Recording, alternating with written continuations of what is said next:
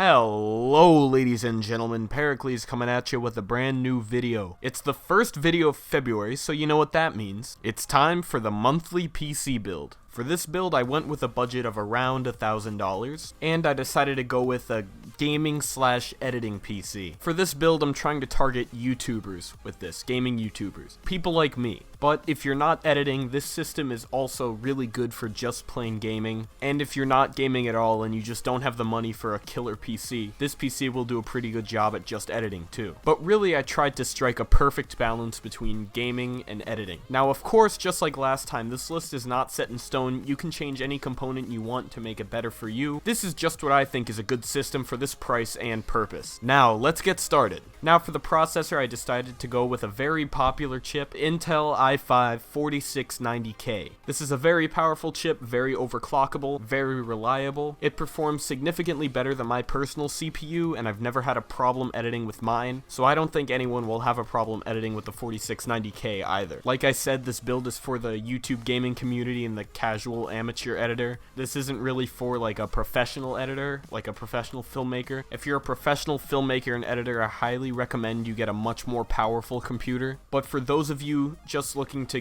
get started in YouTube or just make some short videos with your friends, this is a perfect CPU for you, and you can always upgrade to a 4790K down the road. Now, since editing is a very CPU intensive task, we need a cooler to keep it nice and cool. That's why I decided to go with the Corsair H100i GTX. It's an all-in-one water cooler and it's very reliable, very good at cooling. You can always go for a cheaper option too, like the Corsair H60, which is what I have. But if you're going to do some heavy overclocking on the processor, I think this is a good CPU cooler for that, because if you're overclocking and you're editing on the overclocked CPU, it's gonna get hot real fast. Plus, it's a very stylish looking CPU cooler. It looks very nice. If you're not overclocking or you're only doing a little bit of overclocking, you can shave $70 to $80 off this price by getting a Cooler Master Hyper 212 Evo. Of course, air cooling is louder and not as good as water cooling, but it'll still get the job done. But if you're doing a lot of overclocking and your CPU is gonna get nice and hot while you're working, I highly recommend you get this one instead. Moving on to the motherboard, I decided to go with the MSI Z97S Crate Edition, so it's black and white. I absolutely love black and white themed builds, so I decided to do that with this build. Of course, if you don't like the black and white design, you can always change to a different motherboard with a different color scheme, but personally, I think it looks really good, and on top of that, it's a very good and reliable motherboard. It has all the features you need. It supports 32 gigabytes of memory, and it has SLI and Crossfire. Next on the list is the RAM.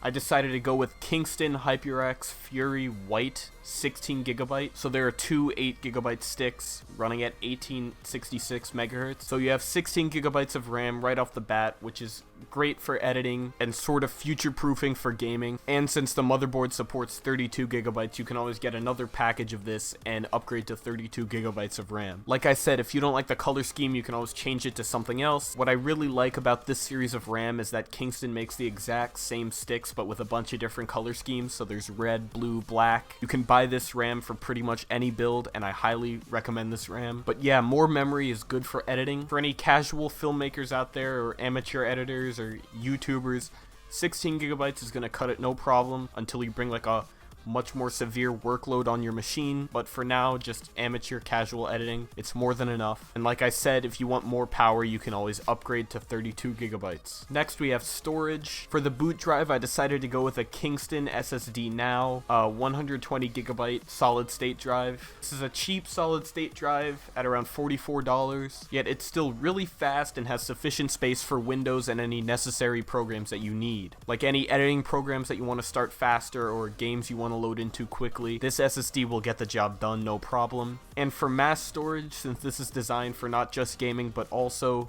video editing too, I decided to go with two Western Digital Caviar Blue drives at 1 terabyte each, so 2 terabytes total, 7200 RPM drives, so they're fast enough. These are very reliable drives. I use them in my own system. I'm sure you've heard that a million times that these are reliable drives, but it's true. I highly recommend these drives. I've never had a problem with them. I went with two 1 terabyte drives instead of one 2 terabyte drive, because what if one of the drives fails? You still have another terabyte left over of space. I mean, these drives are very reliable reliable, so that probably won't happen, but just in case. Moving on to the graphics card, I decided to go with the XFX Radeon R9 380, the 4GB version. Now this is the most gaming oriented part of this build. This is a very good performer when it comes to games. It's slightly more powerful than the GTX 960. If you're only doing editing on this machine, I recommend that you actually get a less powerful graphics card and put that money into the processor, but I still highly recommend that you get a graphics card even if you're just editing, cause graphics cards help render videos faster. If you get an Nvidia card, you can use CUDA. If you go with AMD, you can use OpenCL. Both of those significantly increase rendering performance in videos, so that's why I still think you should get a graphics card even if you're not doing any gaming on this. But if you're a gaming YouTuber, I think this 4690K R9 380 combo was a great combo for gaming and editing. If you prefer Nvidia, you can always go for the GTX 960, which is around the same price, but since this performs a little bit better, I decided to go with this instead.